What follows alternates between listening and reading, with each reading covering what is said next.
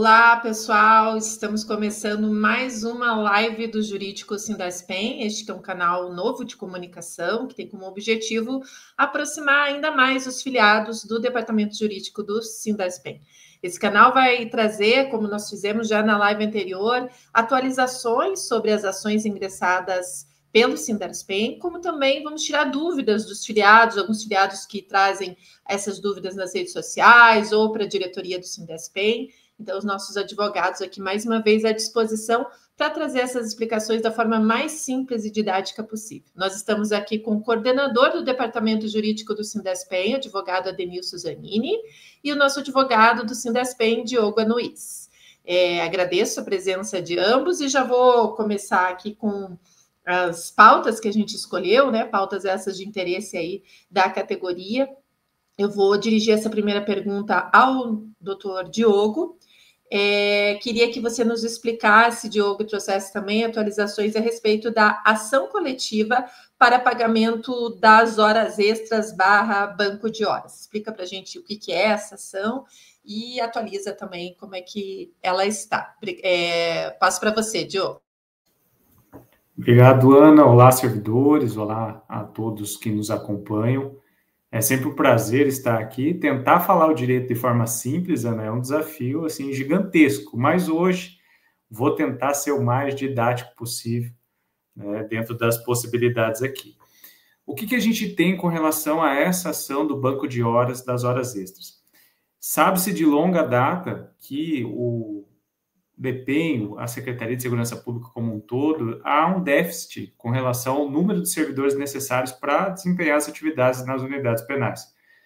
Né? No passado já se falou que a cada o número X de apenados teria que ter um policial, uma média de 5:1, existia uma resolução nesse sentido. Mas a gente sabe que, em linhas gerais, isso está longe de ser cumprido. Então, o que acontece? Na prática, muitos servidores acabam estendendo o período de trabalho por conta de alguma situação decorrente da segurança da unidade ou quando há o deslocamento nessa nova roupagem agora da Polícia Penal, em que há muita escolta e transferências e acompanhamentos de pessoas privadas de liberdade para outras comarcas. Então, esse servidor, muitas vezes, ele faz esse deslocamento atingindo uma parte do período do plantão dele, mas após o plantão ele ainda está em deslocamento longe da sua casa, longe da unidade de atividade, e isso gera para ele, digamos, um crédito de horas trabalhadas. O que a gente sabe que vinha acontecendo na prática, mas que, ao nosso ver, carece de legalidade. Havia comunicados, ou muitas vezes registros por meio de ponto biométrico ou por qualquer outra forma, e depois o servidor ele fazia uma compensação desse período. Então, aqui a gente tem que colocar muito claro que a administração pública ela só pode fazer o que a lei autoriza.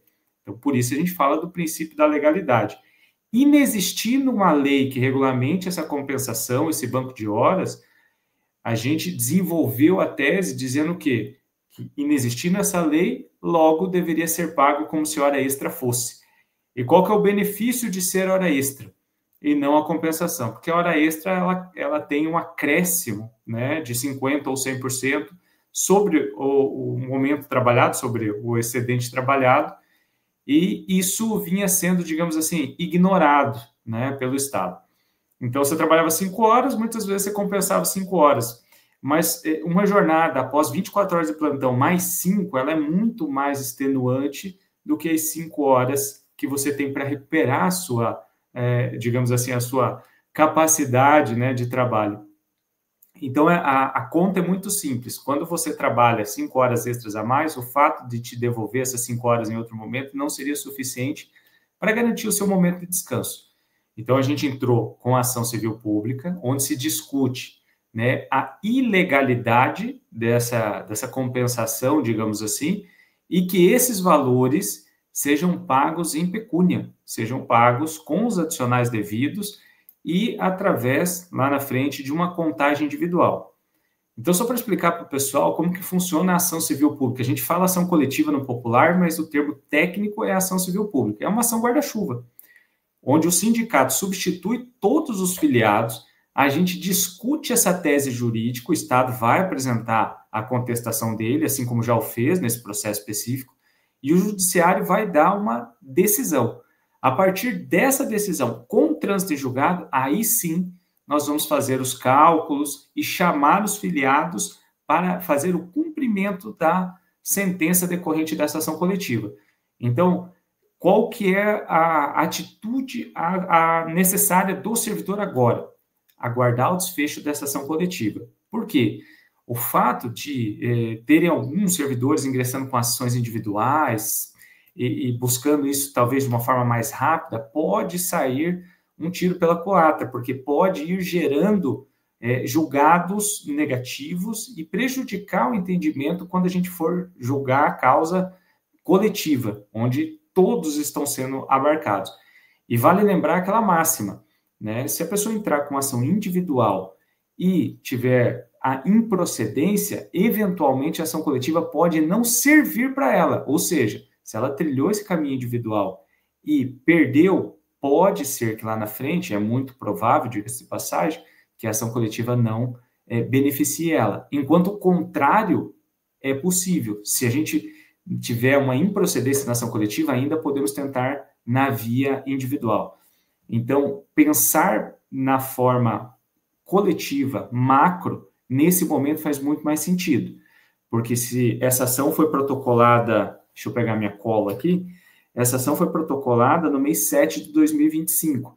Então, a gente já teve a contestação por parte do Estado do Paraná, que traz argumentos no sentido da impossibilidade de pagamento por possibilidade de quebrar o Estado, que essas horas foram realizadas sem autorização dos gestores e do próprio Estado, e por conta disso não haveria legalidade nessa cobrança. Mas existe algo muito específico e é um argumento muito forte, que é, uma vez que houve o trabalho, né, o Estado remunerar a menor ou simplesmente fazer essa compensação de 1 por 1, geraria um enriquecimento sem causa para o Estado, que é, assim, amplamente vedado pelo direito. Então, a gente tem essa discussão, o Estado apresentou a contestação, agora o sindicato está no prazo para fazer a réplica, né, argumentar sobre o que o Estado trouxe nessa contestação.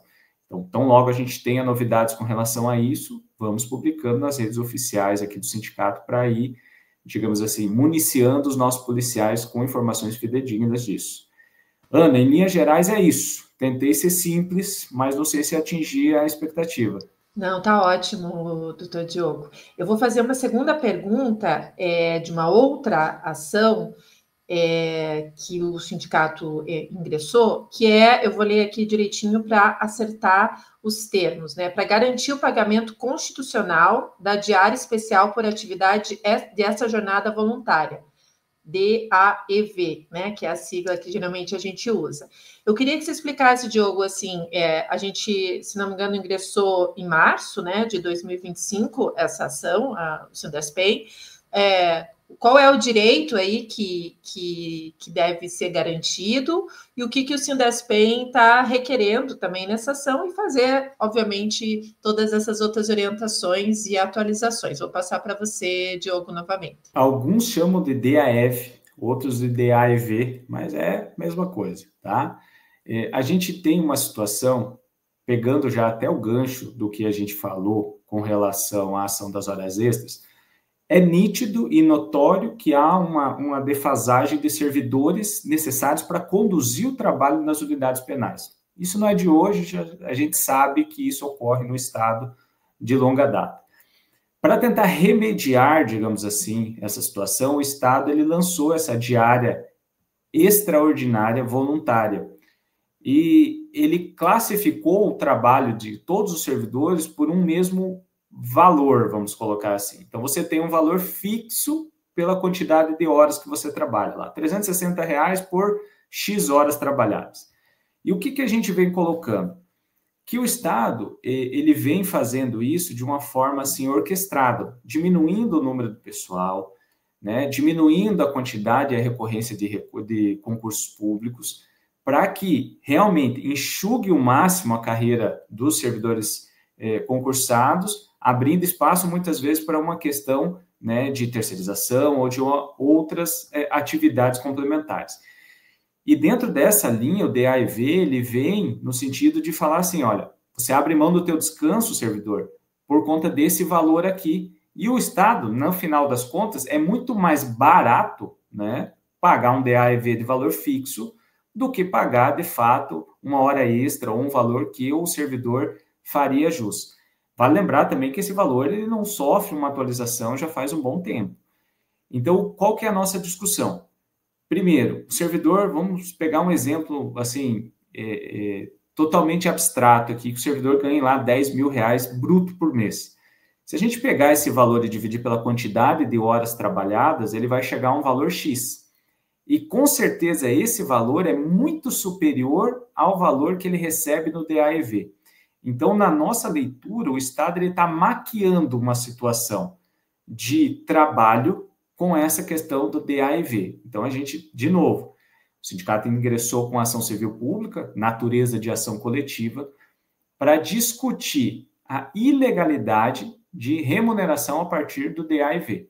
Então, a nossa ideia como categoria é pegar e declarar a ilegalidade dessa forma de remuneração e remunerar com base no vencimento do servidor. Então, você tem um escalonamento dentro da carreira. O servidor que está na classe 3, ele ganha mais que o servidor que está na classe 6.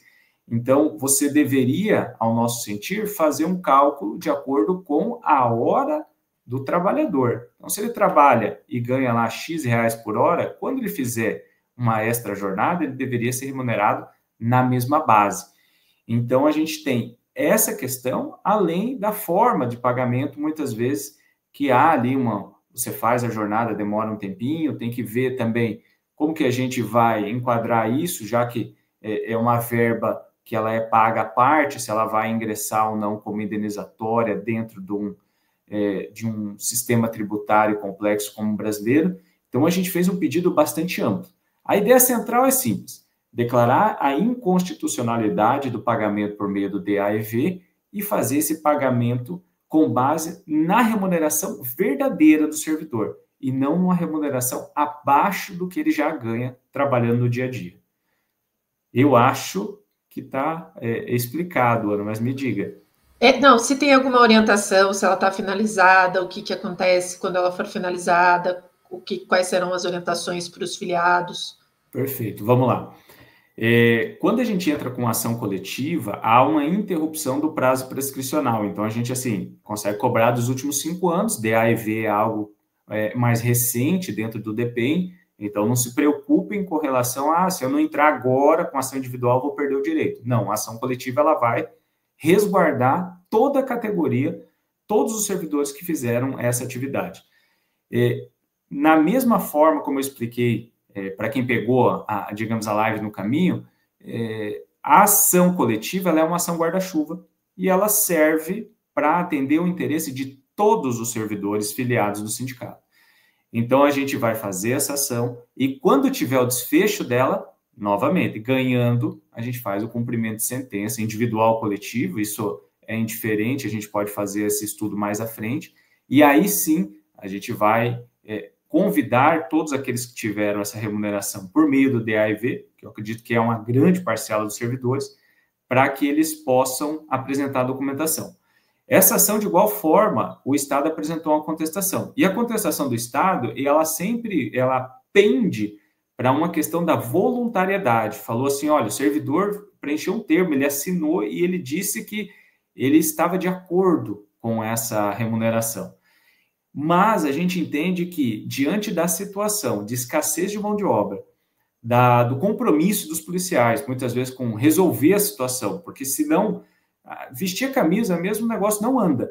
Então, muitas vezes acabam ali se obrigando a poder auxiliar o trabalho, a poder executar as tarefas, a fazer um DAEV. Então, entre não receber nada e pegar o DAEV, acabam fazendo a adoção disso. Mas, com certeza, se existisse uma opção dentro da legalidade de receber um valor de acordo com o seu salário, seria o mais justo e o mais correto, e é isso que a gente vai buscar no judiciário. E o Paraná, o estado do Paraná, ele tem superávit de caixa. Então, não pode também se esquecer que a alegação de que não tem dinheiro para pagar, ou que isso geraria um entrave da máquina administrativa, ela já é algo superado, porque a gente tem, né, relatórios, a Lei de Diretrizes Orçamentárias e a LOA são votadas anualmente e mostram lá que o Estado do Paraná tem um superávit, e nesse caso, a gente reforça que talvez uma boa parte desse superávit seja decorrente de um arroxo, né, com relação às remunerações devidas aos servidores. A grande maioria, né, dos assuntos que vocês estão falando e das ações, quando elas são ingressadas, elas se transformam em matéria no nosso site, né? Então, sempre busquem ali as matérias no site, nas redes sociais, a gente sempre busca explicar ali direitinho, e essa live ajuda mais ainda, né? Vocês entenderem e principalmente terem as atualizações em relação às ações ingressadas pelo jurídico. Todo o debate que acontece é feito pelo departamento jurídico e a diretoria do Sindaspen. Agora eu vou pedir para o Diogo responder, explicar sobre a ação de indenização de quem exerce ou exerceu função de gestor de cadeia pública sem receber a devida gratificação. Explica o que é esse direito, sabe? Eu fiquei pensando aqui que tem muitos que fizeram concurso e que sempre estão de olho nas nossas redes sociais, estão super participativos, para eles já entenderem, né? Que direito é esse que o policial penal que exerce aí função de gestão tem, e o que vocês estão requerendo, o que aconteceu para vocês requererem e transformar isso em ação. Passo para você, Diogo. Com relação a essa situação dos cargos de chefia, é interessante dizer que o DPEM ele passou por uma mega reestruturação de uns anos para cá, né? A gente tinha a figura do agente penitenciário e tinha uma gestão compartilhada do sistema carcerário ali com a Polícia Civil. Existiam muitos presos nas unidades da Polícia Civil. E depois se passou isso quase que integralmente e atualmente 100% gestão do DPEM, do Departamento da Polícia Penal.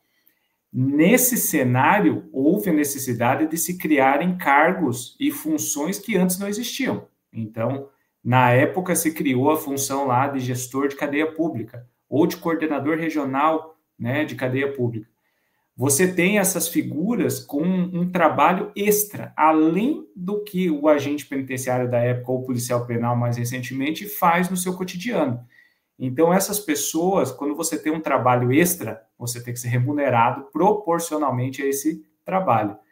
Então, nós procuramos aí uma ação civil pública, uma ação coletiva, de natureza coletiva, para resguardar o direito dessas pessoas, desses servidores que trabalharam e exercem essas atividades além daquelas da Polícia Penal. Essa ação foi ingressada agora em 2025 e o Estado do Paraná já apresentou contestação. E na contestação, o Estado do Paraná ele indica que a função, a gestão de unidades prisionais, ela é uma função inerente à atividade de qualquer policial penal, como se isso não gerasse uma responsabilidade extra. Então, ele bate na tecla de que qualquer policial poderia ser gestor e se isso de fato ocorre, não deveria receber nenhum adicional por conta disso. A nossa interpretação é evidente. Quando você assume uma responsabilidade além daquela que você é remunerado, por óbvio, você tem que ter uma gratificação, uma função extra. E é por isso que a gente está brigando. Então, o Estado ele alega que seria, primeiro, uma função inerente a qualquer policial penal, e segundo, que caso haja, né, a necessidade de pagamento, que se preserve aí o orçamento do Estado pagando um valor a menor, de uma função menos graduada dentro das funções privativas de policiais penais. E também uma modulação dos efeitos da decisão, ou seja, que só tem efeitos jurídicos a partir de uma data pré-estabelecida pelo próprio judiciário. E isso tiraria um pouco da essência da ação, em razão da gente cobrar os períodos anteriores, porque esses policiais já trabalharam, já deram o seu melhor ali, e logo eles devem receber de acordo com o que a lei rege e que o judiciário eventualmente venha a condenar o Estado. Então, nesse caso, mais uma ação coletiva em que já há o trâmite, o Estado já fez a contestação, estamos no prazo já para impugnar essa contestação, e logo na sequência estipular as provas que seriam necessárias e, eventualmente, um julgamento. Dá para cravar um prazo? Não, mas está andando de uma forma célere, é uma ação ajuizada na Vara da Fazenda Pública de Curitiba e tem tramitado de uma forma relativamente rápida dentro do nosso contexto. Então, qual que é a necessidade hoje de quem está lá na ponta, que está trabalhando como gestor, ou que trabalhou nos últimos 5 anos como gestor, qual que é a necessidade dele? Ele precisa mandar documento para o sindicato? Eu preciso fazer alguma coisa nesse momento? Não. A partir do momento que tiver o trânsito de julgado, de igual forma, o sindicato ampara, vai chamar todo mundo para trazer a documentação e vai comprovar de uma forma muito simples. Está lá a portaria de nomeação, portaria de exoneração. Você tem lá, trabalhou 10 meses, vai fazer o cálculo individual em cada caso, tá? Vou fazer um parênteses aqui, tem uma situação de que muitas vezes alguns gestores sequer têm a questão da portaria, faz uma atividade de fim distinta daquela que eventualmente consta lá no teu contra-cheque. É gestor de fato, mas não de direito.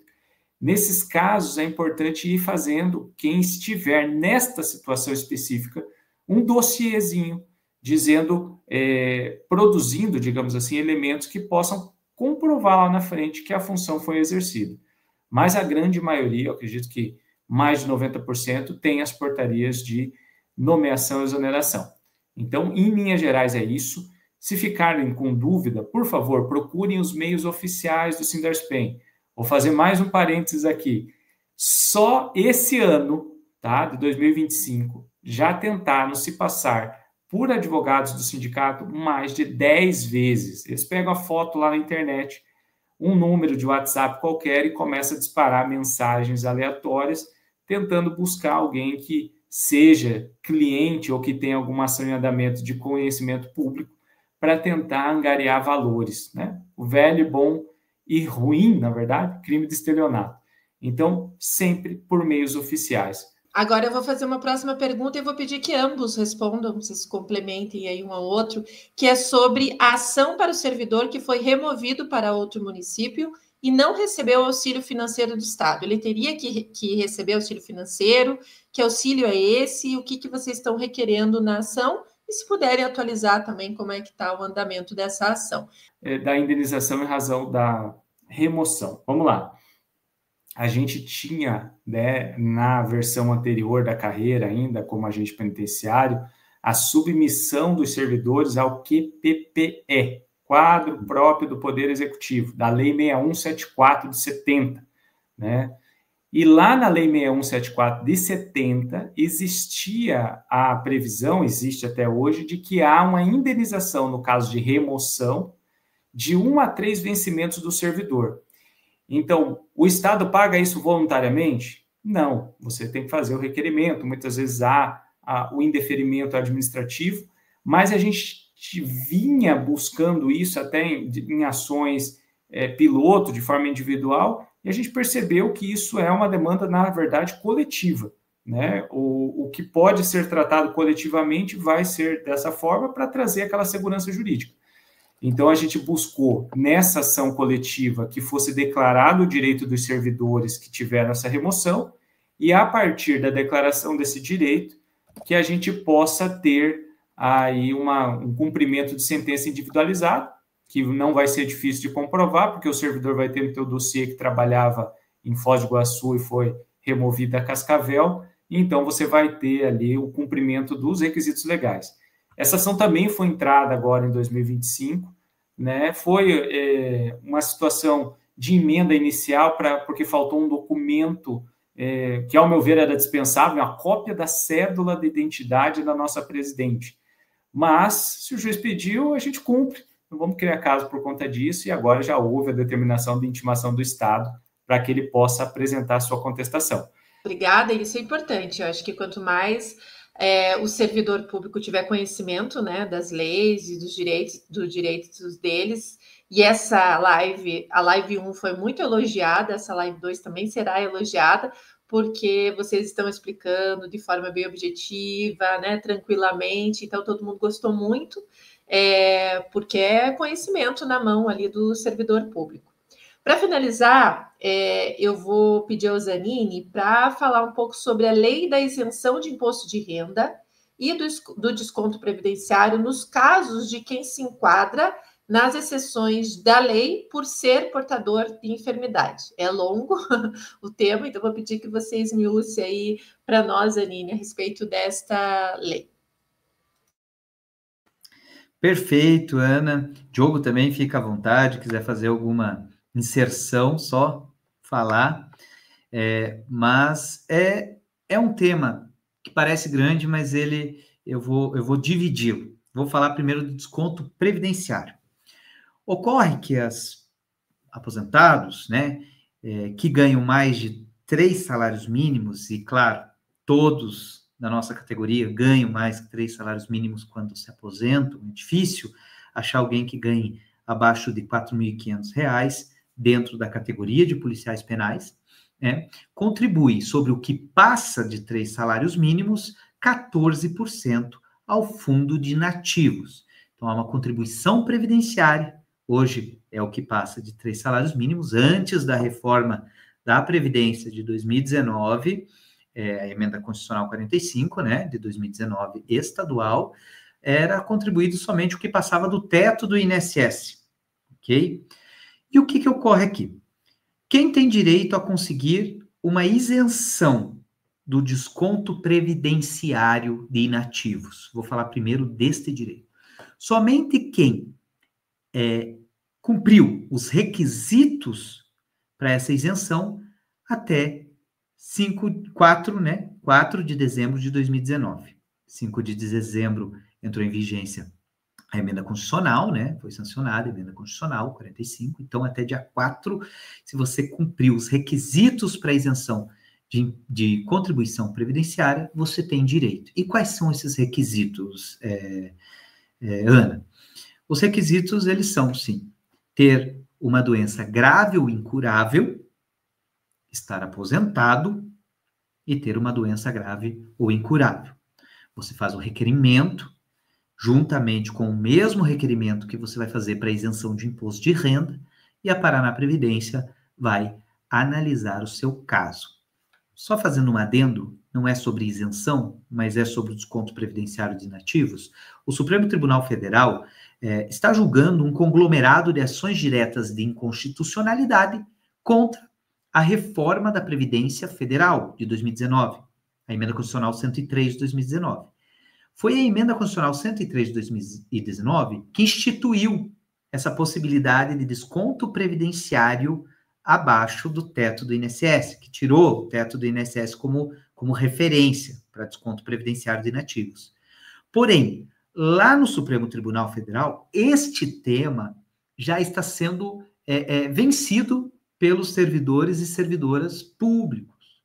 Então, esse é um tema que já está com maioria formada para retornar a como era antes, que o desconto previdenciário de inativos seria somente sobre o que passasse do teto do INSS. Aí sim, quando terminar esse julgamento desse conglomerado de ações diretas de inconstitucionalidade a respeito da reforma da Previdência, lá no Supremo Tribunal Federal, que não terminou, tem outros temas que eles estão lá debatendo e julgando, quando terminar esse julgamento, aí sim, muito provavelmente, retornará ao status quo ante, né, como era antes, de se descontar somente o que passa do teto do INSS, mas sim, o desconto de 14%. Alguns estados aqui, né, da federação, já derrubaram esse desconto abaixo do teto do INSS. Um exemplo é o estado de São Paulo, né, que lá era diferente daqui, eles descontavam já sobre o que passasse de 1 salário mínimo. Aqui é o que passa de 3, né? E lá eles derrubaram, a Assembleia Legislativa derrubou essa situação, voltou lá em São Paulo a questão do desconto previdenciário de inativo somente do que passa do teto no INSS. Se não me engano, Alagoas também, Santa Catarina estava com projeto, não lembro se já mudou, mas efetivamente para o Estado do Paraná, o Estado do Paraná tem um projeto de lei já de um deputado aqui do Estado do Paraná, que está tentando fazer com que isso aconteça, mas talvez seja mais efetivo, né? Nós temos a Assembleia Legislativa, a maioria, ela é mais governista, né? E esse projeto de lei não é da maioria. Então, talvez seja mais efetiva a ação direta de inconstitucionalidade se encerrar no Supremo Tribunal Federal e a aplicação valer para todos aqui do Estado aposentados. Mas, voltando à isenção de desconto, a isenção total aí é para aquele que comprovar ter doença grave e incurável diagnosticada antes de 4 de dezembro de 2019 em relação ao desconto previdenciário. Até, né, 4 de dezembro de 2019. Agora, sobre a isenção de imposto de renda, ela continua válida. Ela continua válida, né? Então, assim, se você tem doença grave ou incurável, não necessariamente você precisa ter se aposentado por invalidez. Você pode ter se aposentado de maneira comum, normal, ordinária, como policial, né? Alcançou lá teu tempo.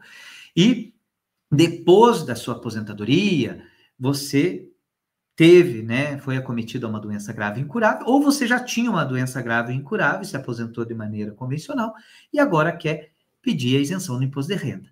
É simples, é um benefício fiscal, não é um benefício previdenciário, ele é vinculado à Secretaria da Receita Federal, ele isenta o imposto de renda dos proventos de aposentadoria, né, pensão também, enfim.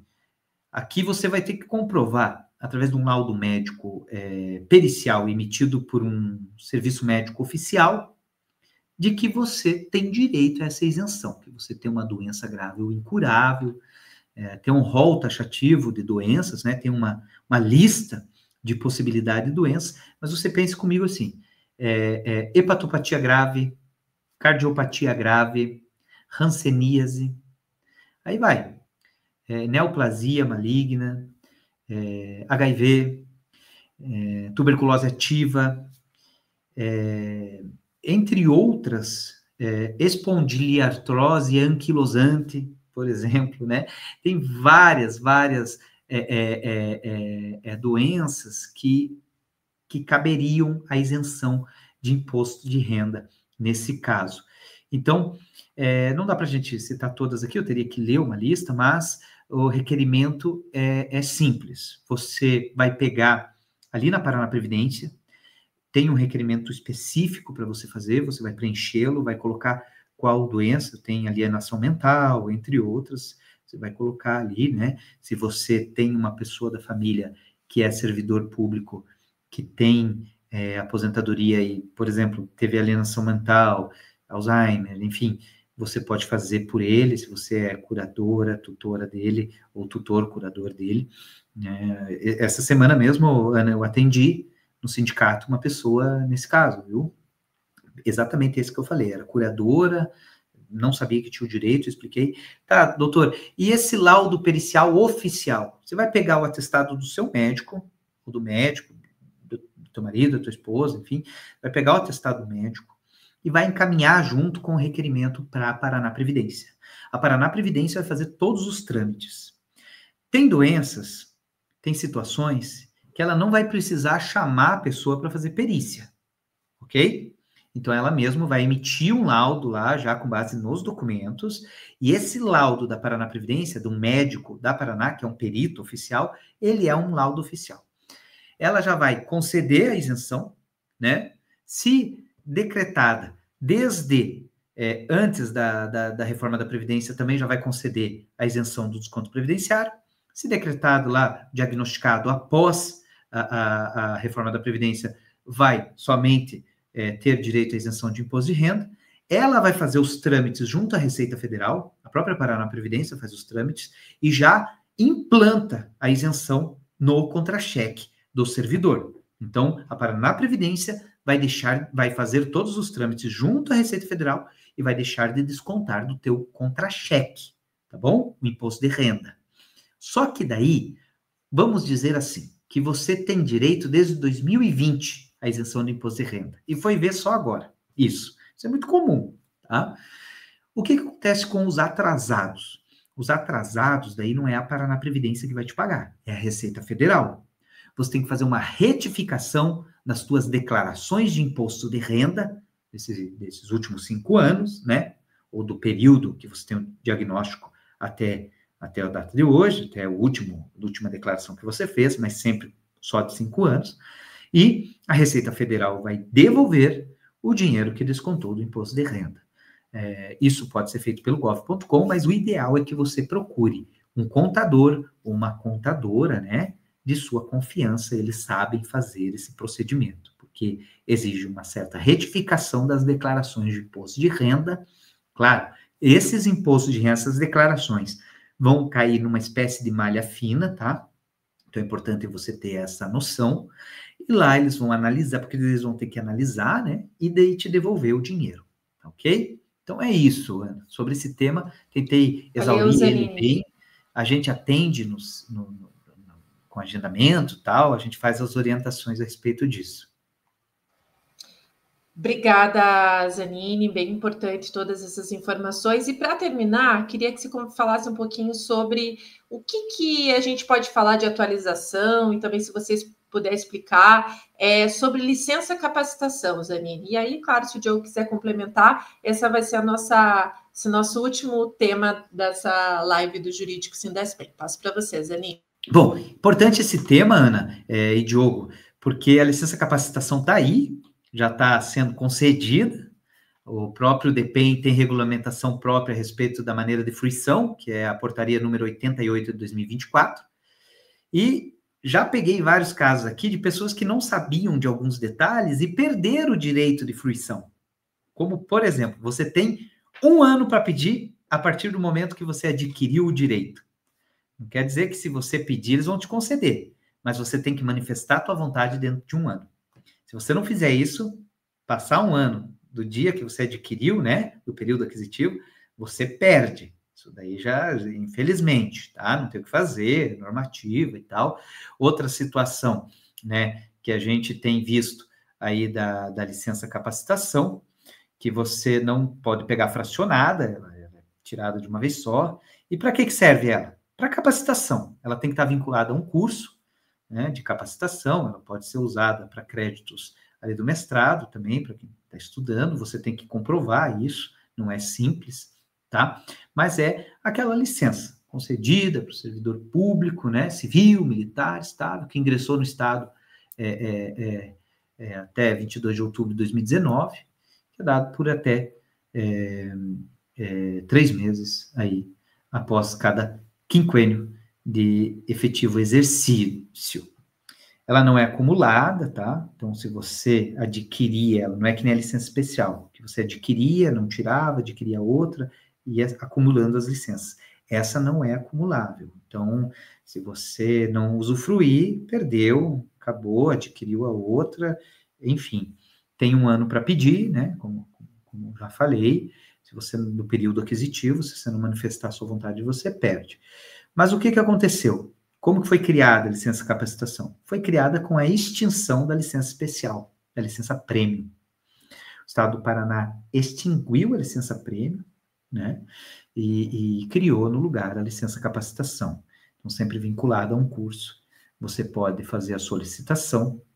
Ela é concedida por ordem de interessados. Então, é aquele que pede, né? A preferência é o servidor que primeiro se manifestar um interesse. Já falei aqui do prazo, né, que você tem para pedir, né? Então ele tem que ser fruído dentro dos 5 anos subsequentes ao período aquisitivo. Tá, doutor, então me explica assim, eu estava lá em 2018, tá? Era o meu período aquisitivo de 5 em 5 anos da licença especial, terminou em 2018, e daí 2018 começou a contar mais 5 anos. Só que veio a alteração da lei. Eu teria mais uma licença especial em 2023. Então, 18, 19, 20, 21, 22, 23. Essa que eu adquiri em 2023, ela é licença especial, porque o Estado mudou a regra no meio do período aquisitivo, ou ela é licença capacitação? Licença capacitação. O período aquisitivo final de licença especial é para aqueles que adquiriram direito até dia 20 de janeiro de 2020. Então, se você até dia 20 de janeiro de 2020 adquiriu, dentro do período aquisitivo 5 anos ali, você adquiriu licença especial. Dia 21 já é licença capacitação. Eu acho que Que é isso, assim, em linhas gerais, Ana. Ele é um tema bem batido e o pessoal tem perdido o direito, viu? Por conta de não observar esse 1 ano que ela tem para pedir. Se ela não pedir dentro de 1 ano, ela manifestar sua vontade dentro de 1 ano, aí ela perde. Aí, e se ela se manifestar dentro de 1 ano, e o Estado tem ali aquele período de 5 anos para conceder para a pessoa essa licença, né? Se ela não conseguir tirar dentro desses 5 anos, também ela corre o risco ali de perder a licença porque ela não acumula. Valeu, Zanini, Diogo. Se o Diogo tiver alguma complementação, alguma coisa, mas eu acho que é isso. Nós acho que trouxemos aí na live 1, na live 2, vários temas, né? Muito obrigada, doutor Zanini, muito obrigada, doutor Diogo. Nós estamos, então, encerrando essa live. Até mais.